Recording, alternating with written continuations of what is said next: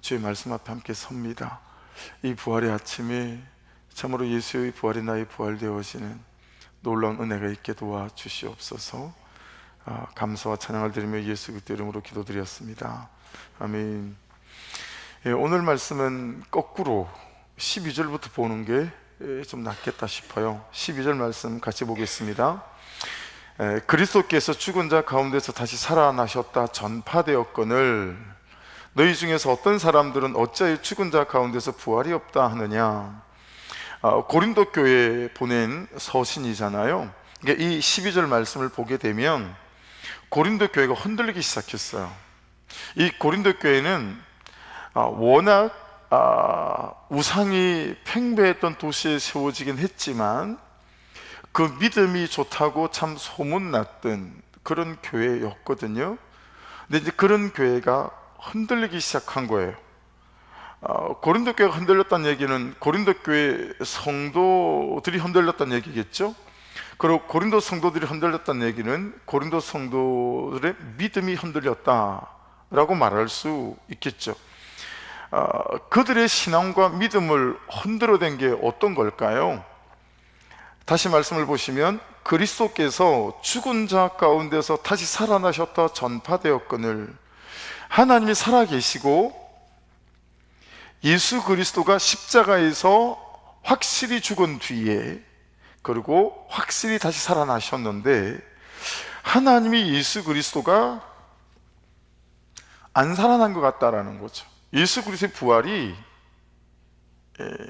믿어지지가 않고 흔들리기 시작한 거예요. 그러니까 하나님도 안 살아계신 것 같고 예수 그리스도 부활하신 것 같지가 않다라고 하는 거죠.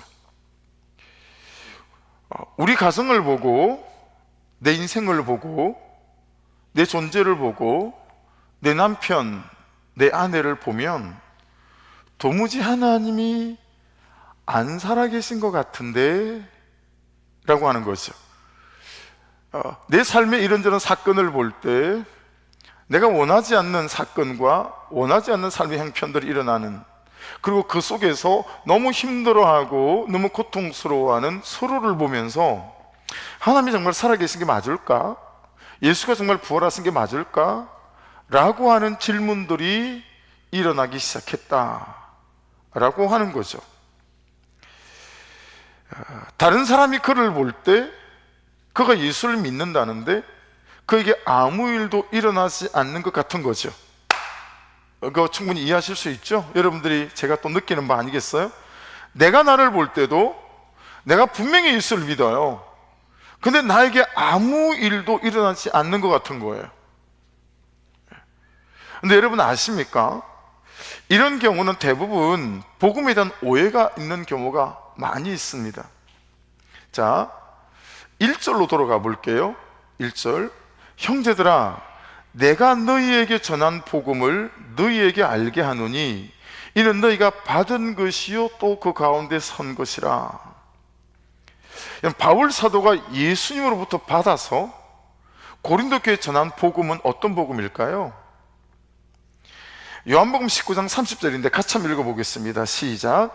예수께서 신포도주를 받으신 후에 이르시되 다 이루었다 하시고 머리를 숙이니 영혼이 떠나가시니라. 자, 말씀에 다 이루었다 빨간색으로 되어 있나요? 되어 있네요. 그렇죠? 여러분 이거 들었던 기억이 어렴풋 있는 분들이 많으시죠? 다 이루었다는 테텔레스타이라고 하는 단어이죠. 그 값을 다 치루었다, 그 값을 다 갚았다라고 하는 뜻을 갖고 있어요. 그 당시 일반 대중들은 거의 잘 쓰지 않는 상업적인 무역적인 전문 용어였었어요. 오늘날로 치면 삼성이다, LG다 대기업들이 100억을 빌려주고 200억을 빌려주고 난 뒤에 그 큰 돈을 서로 주고 받으며 이제 다 갚았어요, 이제 하나도 없어요 빚이, 이럴 때 쓰는 그런 특수한 용어였다라고 하는 것입니다.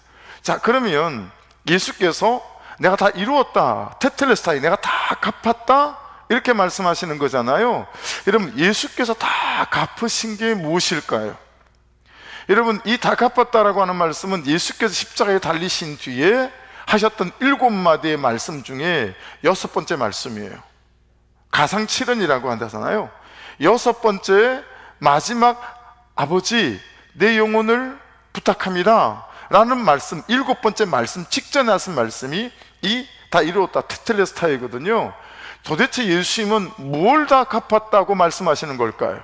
뭘 다 이루었다라고 말씀하시는 걸까요? 여러분, 예수께서 갚으시고 다 이루신 건 예수 그리스도를 믿는 세상의 모든 사람들의 죄에 대하여, 나의 죄에 대하여 다 갚으셨다라고 하는 뜻입니다. 그렇죠? 그래서 여러분, 주중에도 우리가 고난주간 말씀을 쭉 따라오면서 그냥 이렇게 말씀들을 좀 나누었었어요. 여러분에게 붙어있는 죄들이 있죠. 제게도 죄들이 많이 있어요. 여러분에게 이미 고백한 죄들이 무수히 많이 있잖아요. 그래서 제 죄들을 그냥 붙여본 거예요. 네. 성공을 부추긴 죄. 목사로서 참 하나님의 사람들로 세워져 가기보다는 오히려 설교를 통해서 성공을 부추긴 죄들이 너무 많더라 라고 하는 거죠. 이런 죄들을 씻으셨다라고 하는 거죠. 여러분, 목사라고 음란이 없겠어요? 그렇죠? 그런 음란에 대하여 다 알면서 돌이키지 않는, 바꾸지 않는 나의 불순종들, 내 몸에서 하나씩 다 떼어서 당신의 몸에 붙이시고 이 죄를 갚으셨다라는 거예요. 그리고 저의 완고함은 한 완고함 하죠. 고집이라고 없겠습니까? 그리고 말로 지은 죄, 감정으로 지은 죄, 생각으로 지은 죄, 태도로 지은 죄, 수없는 내 선택과 결정과 방식으로 지은 죄, 그리고 병든 열심. 저는 병든 선수 우승자를 가린다 그러면 전 한 병든 열심을 해요. 그렇게 살았었어요. 혈기, 저는 맨날 자랑했었어요. 난 한 번도 우리 자녀들을 키우면서 매를 한 번도 든 적이 없었어요.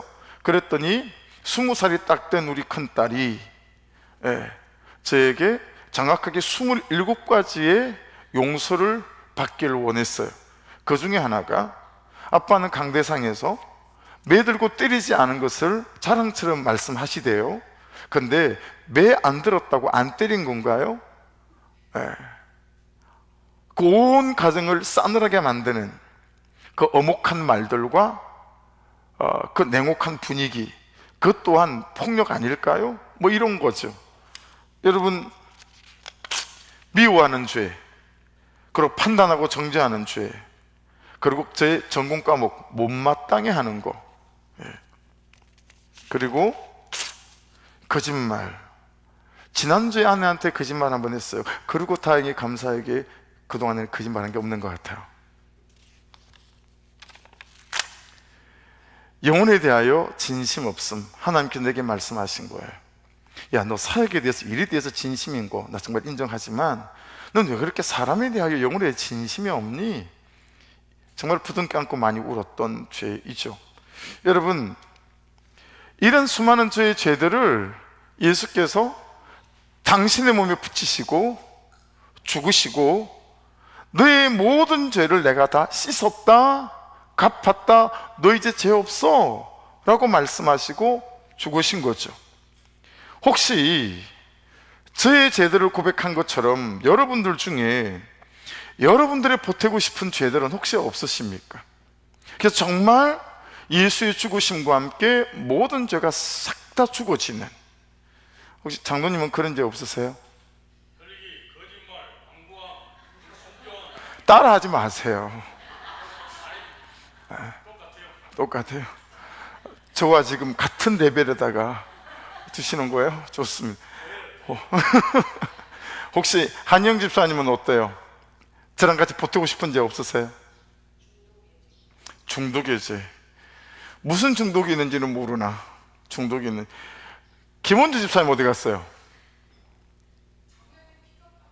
피고가 있습니까? 야, 이분 피해 가셨다. 이분 피해 가셨어요. 혜민영 제 혹시 보태고 싶은 죄 없어요?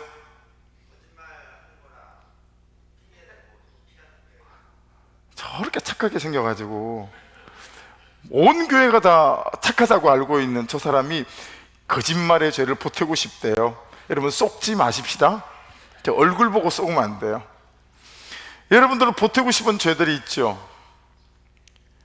예수께서 그 모든 죄 하나하나를 여러분에게서 전부 다 띄어서, 그리고 당신의 몸에 붙이시고 죽으시며 너 이제 죄 없다, 죄를 씻으시고, 그리고 다 갚았다 말씀하시고 죽으셔.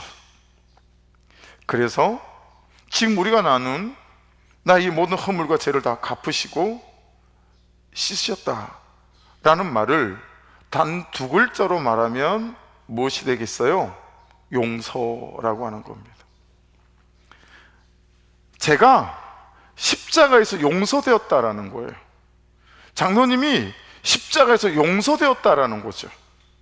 한영 성도님이 십자가에서 용서되어졌다라는 거예요. 중독이요라고 말하는 거 들으니 저게 현재 진행형인지 과거형인지 잘 모르겠어. 나 거짓말. 근데 저 착하게 생긴 사람이 거짓말 또 안 하겠어요? 마누라한테 제일 많이 거짓말 많이 하죠. 네, 저 봐요. 마누라를 속이는 나쁜 남편. 난 지난주 한 번 하고 아직 안 했어요. 여러분, 내가 십자가 용서되었다라는 거죠. 내가 십자가에서 용서받았다라고 하는 거예요. 용서가 무슨 의미인지 한번 보실래요? 아필레오라고 하는데, 빚으로부터 노임을 받다, 질병으로부터 노임을 받다, 상처로부터 노임을 받다, 심지어 죽음으로부터도 노임을 받다라는 뜻이 용서가 갖고 있는 단어의 뜻이에요. 요한복음 11장 44절에 보면 죽은 자가 나사로잖아요. 수족을 배로 동인 채로 나오는데 그 얼굴은 수건에 쌓였더라. 예수께서 이르시되 풀어놓아 다니게 하라 하시니라. 누구에게 한 말씀이죠? 죽어서 4일 지나서 그 시체가 썩어가고 있어서 냄새가 무덤 앞에까지 나고 있는 그 죽은 나사로를 부르시고 난 다음에 배로 동인 채로 나오니까 풀어놓아 다니게 하라 라고 말씀하시잖아요. 이게 용서라는 거예요. 사랑하는 여러분, 예수 그리스도의 죽으심이 저와 여러분을 씻으시고 용서하셔서 풀어놓아 다니게 하신 줄로 믿습니다. 그게 십자가에서 죽으심에 예수께서 우리 이루어 놓으신 일들인 거죠. 그래서 고린도 교회가 흔들리기 시작했어요. 그 말은 그들의 신앙이 흔들린 거고, 그 말은 그들의 믿음이 흔들린 거죠. 그들의 신앙과 믿음을 흔든 게 뭐라고요? 다시 보십시오. 그리스도께서 죽은 자 가운데서 다시 살아나셨다 이미 전파했거늘 너희들이 받은 복음이거늘, 그리고 그 가운데 서 있거늘 어떻게 흔들리느냐 라고 하는 거죠. 하나님이 살아계시고 예수 그리스도가 십자가에서 죽은 뒤에 다시 살아나셨다는데, 하나님이 예수 그리스도가 내 인생에 안 살아계신 것 같은 거죠. 우리 가정을 볼 때, 나를 볼 때, 내가 그를 볼 때, 그가 나를 볼 때, 내 삶에 일어나는 사건들을 볼 때 그런 거예요. 여러분, 복음에 대한 오해다라고 말씀드린 거잖아요. 무슨 오해일까요? 여러분, 복음은 무엇이 달라지고 무엇이 변하고 무엇이 좋아지고 그렇게 하는 것으로 먼저 생각하시면 오해입니다. 복음은 먼저 용서받는 것이고 복음은 먼저 용서하는 것입니다. 할렐루야. 여러분, 십자가 사역의 핵심은 용서로부터 출발해요. 나를 용서하시고 내 죄를 용서하신 것이죠. 내 존재를 용서하시고 내 살아온 삶을 용서하시고 맑게 씻어주신 거죠. 그래서 이사야 1장 18절, 나에 대한 말씀이니까 같이 목소리로 같이 읽어보겠습니다. 시작. 여호와께서 말씀하시되 오라 우리가 서로 변론하자. 너희 죄가 주홍 같을지라도 눈과 같이 희어질 것이요 진홍같이 붉을지라도 양털같이 희게 되리라. 할렐루야. 시편 103편 12절 같이 읽겠습니다. 시작. 동에서 서가 먼 것처럼 우리의 죄를 멀리 치우시고. 할렐루야. 여러분, 그에 대한 용서 없이 그에 대한 변화를 요구하시면 안 돼요. 우리는 나에 대한 용서 없이 나에 대한 변화만 요구를 하는 경우가 너무 많다라고 하는 거죠. 그래서 1절을 다시 보십시오. 제가 가로 안에다가 임의로 단어 하나를 넣어봤어요. 형제들아, 내가 너희에게 전한 복음을 용서 너희에게 알게 하노니 이는 너희가 용서받은 것이요 또 그 용서 가운데 선 것이라. 미국 LA에 가면 한영호 선교사님이라는 분이 선교하시는 나눔 선교회라는 교회가 있어요. 그러니까 제가 미국에 갔을 때 이미 이 선교단체가 시작되고 있었어요. 이 목사님의 아버지가 마약으로 돌아가셨어요. 그런데 자기도 마약을 하기 시작하는 거예요. 마약을 하다가 LA에서도 가장 유명하고 잔인한 갱단의 일원이 됐습니다. 어찌어찌 살다가 결혼을 했는데 연년생으로 아들 둘을 낳았어요. 2살, 3살 된 아들 둘을 낳았는데 어느 날 보니까 자기가 마약을 흡입하는 그런 기구를 가지고 놀고 있는 거예요. 아들 둘이가. 그게 충격을 받아가지고요, 자기 마약을 흡입하는 그 기구들을 전부 다 마약과 함께 막 뽀개가지고 변기에 넣고 싹 내려버린 거예요. 그리고는 여러분 자기 집에서 차를 타고 한 40분, 50분 정도로 나오면 LA 시내에서 마약을 살 수 있는 동네로 나올 수가 있대요. 그렇게 다 버려놓고 난 다음에 40분의 차를 타고 다시 마약을 사는 가게 앞으로 와서 그 사람들로부터 마약을 사는 자기 모습을 보면서 야, 죽기 전에는 이걸 끝내지 못하겠구나, 이 생각이 들어온 거예요. 그리고 염산을 한 통을 사서 모텔로 들어가요. 자살을 시도한 거죠. 염산을, 여러분 세상에 염산을 펄펄 들어 마신 거예요. 근데 눈이 떠지더라는 거예요. 2번, 3번 죽고도 남을 만큼 염산을 막 들이마셨는데 자신의 몸을 더듬어 보니까 아직 살아있더라는 거예요.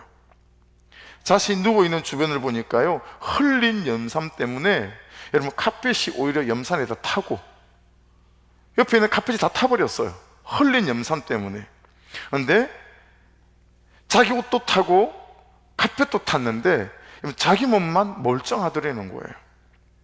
화장실로 가서 구토를 하기 시작하는데 주먹만한 핏덩이가 9개가 쏟아지기 시작했대요. 근데 자신은 멀쩡해진 거예요. 이날 이 순간을 이 선교사님이 이렇게 고백해요. 하나님의 은혜는 말이 안 되는 거더라고요. 하나님의 은혜는 설명이 안 되는 거더라고요. 저는 그렇게 용서를 받았습니다. 사랑하는 여러분, 하나님의 은혜는 말이 안 되는 거예요. 하나님의 은혜는 설명이 안 되는 거예요. 자기가 누워있는 옆에 카펫도 염산에 다 타버리고 없는데 세상에 그 많은 염산을 들이킨 자기 몸은 멀쩡하더라는 거예요. 그날 변기에서 이 핏덩이 9덩이를 쏟아내면서 이분이 예수님을 만나게 된 거예요. 그리고 내가 하나님께 용서받았다라고 하는 확신 가운데 이분의 삶의 변화가 시작된 거예요. 이분이 목사님이 되고요, 29년째 지금 마약 중독자들을 위해서 합숙소, 기숙사 같은 걸 만들어서 그들과 함께 살아요. 조그만 방에. 그리고 예수 그리스도의 용서를 전하는 거죠. 1,400명 정도가 그곳을 통해서 마약을 끊고 예수 그리스도를 영접하고, 그리고 그 마약 중독자들이 기업가가 되어져서, 그리고 빵 만드는 공장에서 또는 식당에서 이 사람들이 또 다른 사람들을 후원하고 그들에게 와서 성경 공부를 인도하는 그런 공동체가 되어진 거예요. 사랑하는 여러분, 용서 뒤의 변화입니다. 예수와 함께 내가 죽었다는 이 용서가 저와 여러분의 용서가 될 수 있기를 주의 이름으로 축복합니다. 용서받고 용서해주고 난 다음에 변화입니다. 여러분, 용서해 주십시오. 그리고 용서받으십시오. 용납해 주시고 용납하십시오. 정확하고 분명하게 용서를 구하십시오. 사람이 힘으로 할 수 있는 게 여러분 용서가 아니에요. 정말 사람이 힘으로 할 수 없는 게 용서인 것 같아요. 여러분, 또 다르게는 용서는 하는 게 아닌 것 같아요. 용서는 되어지는 것 같아요. 하나님의 은혜를 구하시고 그 하나님의 은혜로 내가 채워지셔서 하나님께 받은 그 용서로 여러분 용서할 수 있고 용납할 수 있는 은혜가 있기를 주의 이름으로 축복합니다. 그렇게 용서가 되어지면 새로운 시작이 된다라고 하는 거죠.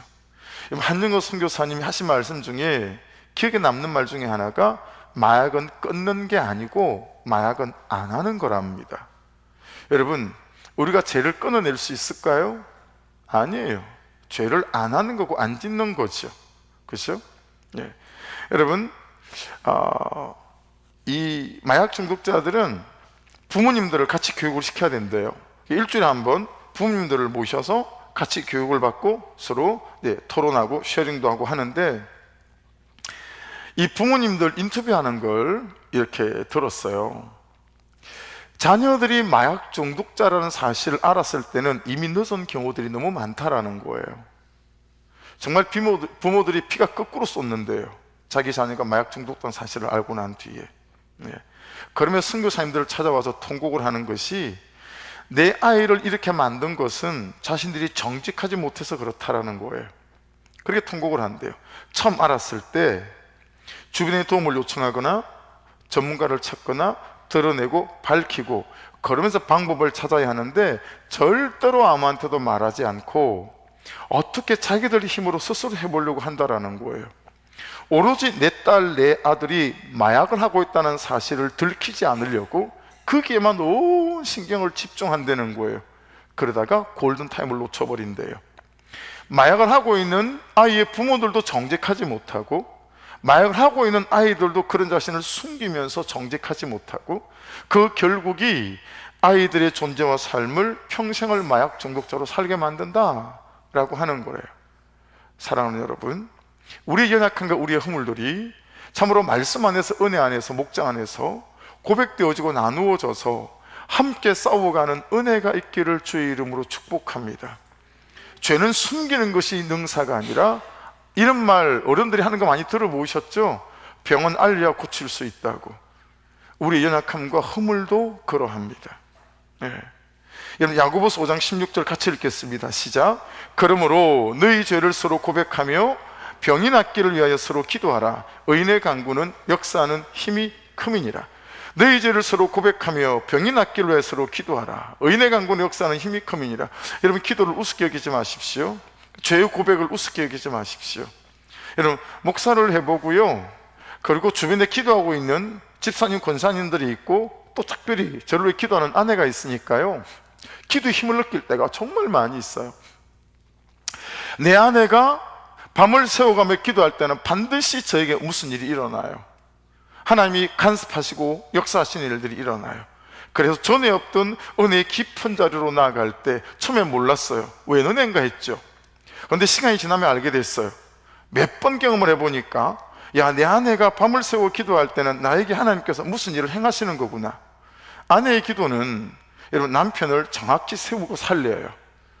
여러분, 부모의 기도는 자녀들에게 무슨 일이 일어나게 만들어요.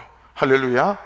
세상의 방식으로 자녀들에게 덤비지 마시고요, 예수 이름으로 아버지 하나님께 기도하십시오. 그러면 안 일어나는 일들이 일어나기 시작하고 전에 없던 일들이 일어나기 시작한다라고 하는 것입니다.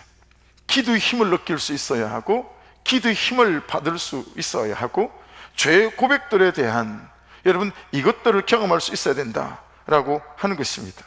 오늘 본문의 2절 말씀입니다. 너희가 만일 내가 전한 그 말을 굳게 지키고 헛되이 믿지 아니하였으면 그로 말미암아 구원을 받으리라. 이걸 제가 밑줄을 안 그었네요.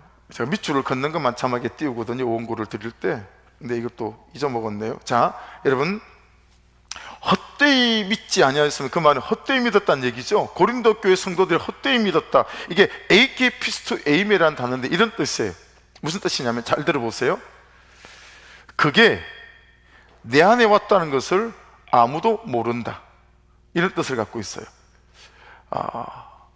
적용해 볼게요. 복음이 나에게 왔다는 것을 아무도 모른다. 내가 예수를 믿는다는 사실을 아무도 모른다, 이런 뜻인 거죠. 여러분, 프리어스 목사님이라는 분이 말씀하신 건데 한번 들어보십시오. 여러분이 오늘 아침에 교회를 오시다가 15톤 트럭과 정면 충돌을 했어요. 나도 80km 달리고 있었고 상대방도 80km 달리고 있었어요. 그렇게 차가 15톤 트럭하고 승용차가 정면 충돌을 한 거예요. 15톤 트럭과 부딪히니까요, 내 승용차가, 여러분의 승용차가 10여 미터를 날아갔어요. 그런데 차가 앞문도 구겨지고 뒷문도 구겨지고 그렇게 되어졌는데 아무도 안 다친 거예요. 그냥 멀쩡한 거예요. 80km와 80km가 정면 충돌을 했는데. 여러분, 교회 도착하면 어떡하실까요? 뭐 살다 보니 이런 일도 있네, 그리고 아무 일이 없었던 것처럼 가만히 있겠어요? 아니면 아무라도 처음 보는 그 사람을 찾아가서, 교회면 이규십사님하고 장로님이 안내서니까, 집사님, 장로님, 세상에 지금 오다가 80km를 오다가 80km 온 차고 정면 충돌을 15톤 트럭하고 했는데 우리가 멀쩡해요 라고 말하지 않겠냐고요. 누구라도 붙잡고 그런 얘기를 하지 않겠냐고요. 그런 일이 있었는데 멀쩡해요 그러면 여러분, 그 얘기를 듣는 이규십사님이 뭐라고 대답할까요? 웃기지 마세요, 이렇게 대답하지 않을까요? 반응이? 아유, 왜 아침 뭐 잘못 드셨어요? 80km가 80km가 맞붙으시는데 아무 일이 없었다고요? 막 이러지 않겠냐고요. 여러분, 그렇게 있을 수 없는 일이다라고 말하면 가만히 있겠어요? 옛날 같으면 답답해서 미칠 노릇이지만, 아 맞다, 블랙박스 생각나겠죠. 블랙박스 봅시다. 블랙박스. 그 블랙박스를 봤더니 정말 그런 일이 일어났는데 멀쩡한 거죠. 여러분, 그러면 당한 나도 가만히 있을 수 없지만 그 블랙박스를 본 사람도 가만히 있을 수 없겠죠. 그럼 이제 정인이 두 사람이 됐어요. 그럼 이 정인들이 또 얘기하기 시작하겠죠. 여러분, 헛되이 믿었다는 얘기는 그게 내 안에 왔다는 걸 아무도 몰라요, 그 뜻이에요. 복음이 내 안에 왔다는 사실을 아무도 모르는 거예요. 3절부터 8절까지를 같이 한번 다시 보겠습니다. 내가 받은 것을 먼저 너에게 전하였노니 이는 성경대로 그리스도께서 우리 죄를 위하여 죽으시고 장사 지낸 바 되셨다가 성경대로 사흘 만에 다시 살아나사 게바에게 보이시고 후에 12제자에게와 그 후에 500의 형제에게 일세에 보이셨나니 그 중에 지금까지 대다수는 살아있고 어떤 사람은 잠들었으며 그 후에 야고보에게 보이셨으며 그 후에 모든 사도에게와 맨 나중에 만삭되지 못하여 난 자 같은 내게도 보이셨느니라. 여러분, 부활의 복음이 내게 왔는데, 부활의 복음이 내게 왔다는 것을 세상 사람들이 아무도 모르는 거예요. 같이 사는 사람들도 모르는 거예요. 예. 그러면 헛되이 믿지 않는다라고 하는 것은 어떤 것이겠습니까? 이 부활의 복음이 나를 통과한 거죠. 예. 이 부활의 복음이 내 생각을 관통하고 내 감정을 감통하고 내 살아가는 방식과 방법을 관통하고 무엇보다 내 자신이 추구하고 있는 모든 삶의 방향들, 이걸 다 관통한 거예요. 내가 알고, 내가 느끼고, 내가 누리고, 내가 되어져 가고, 그러니 주변에서 다 아는 거예요. 알렌 크라이드라고 하는 초대교회사를 연구하셔서 책들을 쓰는 유명한 분이 있어요. 이분이 초대교회 그런 역사와 문헌들을 이렇게 살펴보다가, 여러분, 초대교회 성도들에게 여러 가지 별명들이 있었다고 합니다. 그 중에 정말 마음에 와닿는 초대교회 성도들의 별명 중에 하나가 자막에 보시는 이 별명입니다. 질문하게 하는 자들이라는 별명이에요. 질문하게 하는 자들. 사도행전 2장에 나와 있고 4장에 나와 있는 말씀을 보면 어느 날 갑자기 이 사람이 막 밭을 팔아요. 산을 팔아요. 그러니 그 밭을 팔아 뭐 하려고 그래? 물었더니 그 밭을 판 가격을 가지고 교회로 가는 거예요. 그리고 교회 앞에 큰 박스가 있는데 그 박스에다가 자기 밭을 팔고 산을 팔고 논을 판 재정을 거기다 다 쏟아붓는 거예요. 그리고는 누구라도 자기의 필요에 따라 만 원이 필요한 사람은 만 원을, 5만 원이 필요한 사람은 5만 원을 그렇게 그 박스에서 자기의 필요에 따라 가져가는 거예요. 여러분, 이런 삶을 보고 나니까 옆에 있는 가족들이, 친구들이 여러분 질문하게 되는 거예요. 너 도대체 왜 그러는 거니? 너 도대체 무슨 일이 일어난 거니? 안 그랬는데 자기와 자기들과 살아가는 방식과 방법과 삶의 추구가 하나도 다르지 않았는데 어느 순간부터 다르게 사는 거예요. 처음에는 그들과 살아가는 방식과 삶의 방향들이 똑같았는데 이상하게 사는 거죠. 처음에는 거부감이 들었어요. 거리감도 생겼어요. 낯설고 불편했어요. 근데 시간이 가면 갈수록 어때요? 그들의 삶이 너무 존경스러워지는 거예요. 그러니 질문이 되는 거예요. 왜 저래? 무슨 일이 있었던 거야? 그리고 그들의 삶을 들여다보면서 그들이 그렇게 살아가는 이유가 복음 때문인 거예요. 부활하신 예수 그리스도 때문인 거예요. 그러니 뭐가 궁금하겠어요? 야, 복음이 뭐니 도대체? 왜냐면 초대교회 성도들이 이제는 그들이 물어오는 이 복음이 뭐냐고 물어볼 때마다 부활한 예수를 전하기 시작하는 거예요. 그래서 사랑하는 여러분, 놀랍게도 전도가 요즘 같은 전도가 아니었어요. 우리는 전하잖아요. 근데 초대교회 전도는 그들이 물어왔어요. 자기들과 다르게 사는 이 사람들에게 질문이 생겨서 그들의 삶을 추적해 보니까 복음 때문에 그런 거예요. 이 복음이 뭐냐? 라고 물을 때 예수 그리스도를 전하기만 하면 되는 거예요. 이 부활하신 예수 그리스도. 전도의 양상이 전혀 달랐다라고 하는 거죠.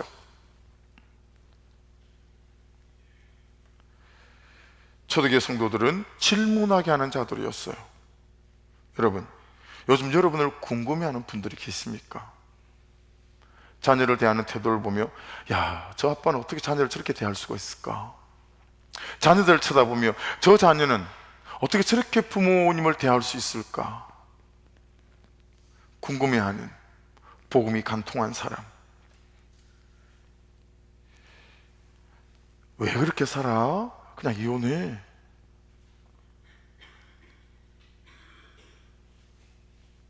근데 그런 남편과 그런 아내를 받아내는 거죠. 야, 언제까지 그렇게 놔주고 쏘하고 살 거야? 받아낸다고? 그 인간을? 이 현실을? 오늘날 세상의 교회에 질문하지 않습니다. 세상과 똑같이 살아가니까요. 세상에 살아가는 방식과 세상 사람들이 추구하는 것과 하나도 다르지 않으니까요. 그래서 예수님은 죽지만 않으시고 다시 살아 부활하셨습니다. 여러분, 예수 확실히 죽으시고 예수 확실히 부활하시는 은혜가 있기를 주의 이름 축복합니다. 그래서 저는 최근에 부활에 대한 이런 작은 깨달음이 있었어요. 구성전 화단에서 이 햇빛이 잘 안 들어오니까요, 너무 좋은 그런 이제 철쭉을 거기 갖다가 심어 놨거든요. 근데 이게 그냥 나무가 다 시름시름 하는 거예요. 그래서 그 철쭉을 뽑아서 세승전 하단으로 좀 옮겨 심었어요. 여러분, 세승전 하단에다가 이 철쭉나무를 옮겨 심는데 제 마음 안에 그런 마음이 쑥 들어오는 거예요. 나 또한 너를 이렇게 새로운 삶에 옮겨 심으리라. 이런 느낌이, 이런 감동이 들어오는 거예요. 마침 부활주의를 앞에 놓고 있던 터라 참 부활에 대한 새로운 은혜가 생기는 거예요. 너의 존재를 새로운 삶에 옮겨 심으리라. 너의 삶을 새로운 삶에 옮겨 심으리라. 할렐루야. 여러분, 부활의 아침이잖아요. 정말 여러분의 존재를 이 부활한 예수 그리스도 안에서 새로운 삶에 옮겨 심어지고, 여러분의 존재가 새로운 삶에 옮겨 심어지는, 여러분의 가정이 새로운 가정으로 옮겨 심어지는 그런 은혜가 있기를 주의 이름으로 축복합니다. 여러분, 부활의 복음이 나에게 사실이 되고 실제가 되고 진짜가 되어서 주변 사람들이, 같이 사는 사람들이 나에게 질문할 수밖에 없는 존재가 되고 삶이 되기를 주의 이름으로 축복합니다. 자막 한번 보시겠어요? 자막, 이게 원래 영어로 되어 있는 건데 한글 본으로 이렇게 좀 바꿔봤어요. 자막. 세계적으로 그 실력을 인정받고 있는 미국의 의사들과 과학자들이 연구에서 논문을 실어서 발표하는 그런 아주 저명한 미국의 의학협회 그런 저널 홈피를 지금 보고 계신 거예요. 여기서 예수 안 믿는 의학자들, 과학자들이 수많은 그 당대의 문헌과 자료들을 통해서 특별히 성경적인 기록에 근거해서 예수님의 옆구리를 창으로 찔렀을 때 피가 아니라 물이 나왔다라고 하는 의학적인 사실을 들어서 그들이 어떤 결론을 내려서 여기다 실었냐면 이렇게 실었어요. 분명히 역사적 의학적 증거는 예수는 창의 옆구리에 찔리기 전에 이미 죽었다. 예수가 확실히 죽었다는 거예요. 왜냐하면 수많은 사람들이 예수가 죽었다가 부활한 게 아니라 소생한 거다라고 얘기하기 때문에 그러는 거예요. 여러분, 예수는 3일 만에 소생한 게 아니라 완전히 죽었다가 다시 부활하신 줄로 믿습니다. 그러니 우리가 어떤 존재와 어떤 삶이 완전히 죽어도 예수 안에서 다시 부활할 수 있음을 믿습니다. 할렐루야! 그것이 부활의 복음이에요. 그것이 예수의 복음이에요. 여러분, 변호사 중에요, 기네스북에 등재된 유명한 변호사가 있습니다. 변호사 중에 기네스북에 등재된 변호사 이 사람 한 사람밖에 없어요. 왜냐하면 너무 변호를 잘하는 거예요. 이 사람은 245번 변호를 연속적으로 한 번도 패하지 않고 승리한 그런 변호사라고 합니다. 미국 예일대 법대 학생들의 로스쿨의 우상이기도 하고, 오죽 여러분 변호를 잘했으면 영국의 엘리자베스 여왕 있죠? 그 사람한테 기사자기도 받았어요. 이제는 헌법재판소가 익숙하시죠? 여러분, 헌법재판소 같은 우리나라, 거기에 판사도 했어요. 어느 날 이 사람을 사람들이 찾아왔어요. 혹시 변호사님, 예수의 부활에 대하여 증인을 찾거나 증거를 찾아서 연구나 변론을 해보신 적이 있으세요? 이분은 무신론자예요. 그런 적 없다고. 한 번도 그런 적이 없지만, 지금 그 얘기를 들으니까 쏠깃해지는데요, 제가 한번 연구 한번 해볼게요. 그러고는 여러분, 이 사람이 수년 동안 예수 그리스도의 부활이 진짜인지 가짜인지 조사를 시작했어요. 성경을 덜쳐보고, 그 당시 고대 문헌 9개를 낱낱이 훑어서 예수는 과연 부활한 건지 아니면 부활하지 않았는데 거짓말로 그냥 신념으로 믿고 있는 것인지, 이 무신론자가 그걸 여러분 연구를 하니 얼마나 치열하게 짜임새 있게 준비했겠어요. 이 유능하고 유명한 변호사가 수년의 조사를 마친 뒤에 신문 방송에 발표한 내용입니다. 자막을 보시면, 저는 예수 그리스도의 부활에 대한 증거가 너무 압도적이어서 의심의 여지가 전혀 없는 증거로서 받아들일 수밖에 없다는 것을 분명히 말씀드립니다. 라이오넬 로쿠. 여러분, 오늘 성경에 보면 예수의 부활을 500여 명이 봤다라고 말하잖아요. 근데 그 사람들이 대부분 살아있다 그러는 거잖아요. 우리가 다 본 거예요. 그래서 어디 나가서 예수의 부활을 내가 봤다 말한 거죠. 그러니까 야, 거짓말 하지 마. 그러니까 아니, 나 외에도 500여 명이 더 있어. 누군데? 야, 경기도 파주시 금천동 몇 번지 누구누구 전부 주소를 적어줄 수 있는 거예요. 그럼 그 주소를 들고 그 사람들 전부 찾아다니면서 정말 예수가 부활했는지 물어보는 거죠. 근데 그 수많은 사람들이 예수 그리스도의 부활을 보았다라고 하는 거예요. 이 목격자들을 다시 한 번 더 보시겠어요? 5절입니다. 게바에게 보이시고 후에 12제자에게와 그 후에 500의 형제에게 일시에 보이셨나니 그 중에 지금까지 대다수는 살아있고 어떤 사람들은 잠들었으며 그 후에 야고보에게 보이셨으며 그 후에 모든 사도에게와 맨 나중에 만삭되지 못하여 난 자 같은 내게도 보이셨나니. 여러분, 그 시대 그들에게나 오늘을 사는 우리에게나 하나님이 가장 알고 싶은 게 무엇이겠어요? 전 말씀을 준비하다가 주중 얘기 너무 오해가 됐어요. 하나님께 정말 하나님께서 우리에게 말씀해 주고 싶고 알리고 싶은 거, 하나님이 있다라는 거 아니겠어요? 근데 그냥 있는 게 아니고, 야, 하나님이 내가 살아있다. 그럼 이거 자녀들을 키우다 보면 아빠가 있잖아, 아빠한테 전화해야지 이러는 일들이 있더라고요. 아니, 아빠가 있잖아, 전화해야지, 그 아빠가 금방 달려가지. 하나님이 우리에게 알려주고 싶은 게 가장 그게 뭐겠어요? 야, 하나님이 내가 살아있다? 하나님이 내가 살아있다고, 내가 살아있다니까 이거 얼마나 여러분 하나님 우리에게 말씀하고 싶으시겠어요? 근데 살아있는 것뿐만 아니라 내가 너를 사랑해, 이거 얼마나 말씀하시고 싶으시겠어요? 야, 내가 살아있는 게 아니라 너를 사랑하고, 너를 사랑하는 것뿐만 아니라 내가 너에게 계획이 있어, 그래서 이 고난 중에 너를 두고 있어, 이렇게 말씀하신다면 이게 얼마나 놀라운 의미가 될 수 있겠어요? 그러니 너도 살아야 한다. 할렐루야. 살아있는 나와 함께 살아야 된다라는 거예요. 이 살아계신 하나님께서 우리에게 현실적으로 살아있다 라는 것들을 보여줄 수 있는 방법 중에 최고가 뭘까? 이게 여러분 예수 그리스도의 부활과 연결되어지는 거예요. 예수님의 부활로 하나님이 우리에게 말씀하시는 게 무엇이겠습니까? 내가 살아있고 내가 너를 살릴 수 있다라는 거예요. 할렐루야. 예수의 부활이니, 야, 너도 내가 살릴 수 있어 라고 하는 것 아니겠어요? 여러분, 우리의 존재와 우리의 삶을 예수는 살릴 수 있습니다. 절대로 포기하지 마십시오. 아무라도 여러분의 마음과 기도에서 놓지 않기를 주의 이름으로 축복합니다. 내가 너를 씻을 수 있고, 내가 너를 새롭게 할 수 있고, 내가 너를 다시 살게 할 수 있다 라고 하는 것입니다. 보세요. 베드로, 안드레, 야고보, 요한, 빌립, 바돌로메, 마태, 도마, 야고보, 다데오, 시몬, 가룟, 유다, 12제자의 이름이죠. 여러분 아시는 대로 이 사람들은, 베드로는 갈릴리 어부였고요, 야고보, 세베드의 아들 야고보가 있고 알페의 아들 야고보가 있거든요. 세베드의 아들은 사도 요한과 형제지간이죠. 우리 아들이라고 불릴 만큼 성질이 대단했고요. 그리고 마태는 세금 징수원이고, 여러분 대충 다 아세요, 그죠? 근데 여러분, 이들이 예수님의 제자가 됐어요. 3년 동안 예수와 함께 먹고 잤어요.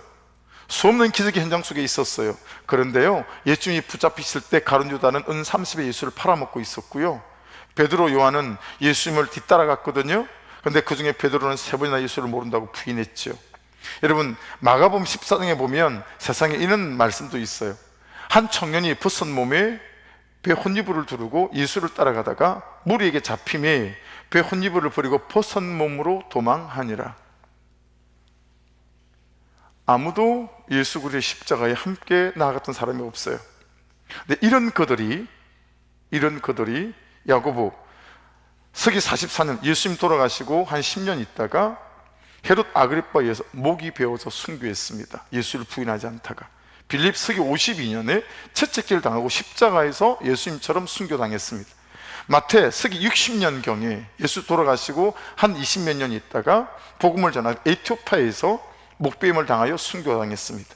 마가는 알렉산드리아에서 하형당해 순교했고요, 작은 야고보는 예루살렘에서 유대인들이 돌에 맞아 순교했고요, 안드레는 헬라에 있는 파트레이 지방 총독에게 십자가 처형으로 순교당했고요, 베드로는 내가 어떻게 예수님처럼 제대로 서서 죽을 수 있겠냐, 거꾸로 매달아 달라, 네로 황제에 의해서 거꾸로 십자가에 매달려서 순교당했습니다.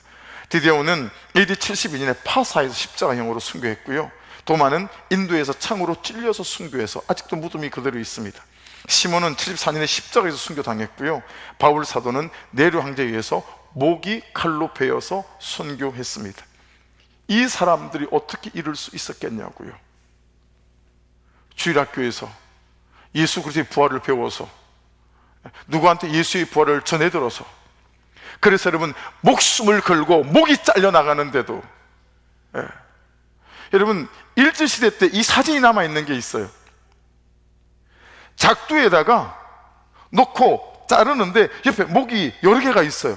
여러분 나 혼자라면 모르지만 앞에서 죽어가고 있고 목이 덩그러니 있는데도 불구하고 그 작두에 목이 놓였을 때 나는 예수 그리스도를 그냥 부인하고 말지 내가 죽을 수 있을까? 신학교 때 그 사진을 보고 제가 얼마나 갈등했는지 몰라요.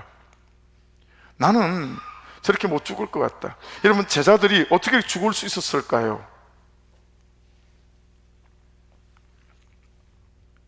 분명히 십자가에서 죽었는데, 분명히 시체였는데, 분명히 무덤에 장사를 지냈는데 부활한 예수를 만지고, 부활한 예수와 같이 먹고, 부활한 예수와 같이 말하고, 부활한 예수와 같이 웃고, 그 부활한 예수를 보고 무엇을 본 것입니까?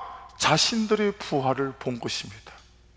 예수가 이렇게 부활하신 걸 보면 그분이 말한 어떤 복음도 거짓이 아니라 우리가 죽어도 예수와 함께 부활할 것이니, 그러니 그들이 그 죽음의 공포 앞에서도 죽음이 아무것도 아닌 것처럼 모든 12제자가 전부 다 순교로, 사도 요한 한 명 빼고 요한계시록을 썼던 전부 다 순교를 당했습니다. 여러분, 부활한 건 예수를 보고 하나님 우리 가운데 계신다, 이게 사실이 된 것입니다. 여러분, 하나님 우리 가운데 계십니다. 하나님 우리 가운데서 역사하십니다.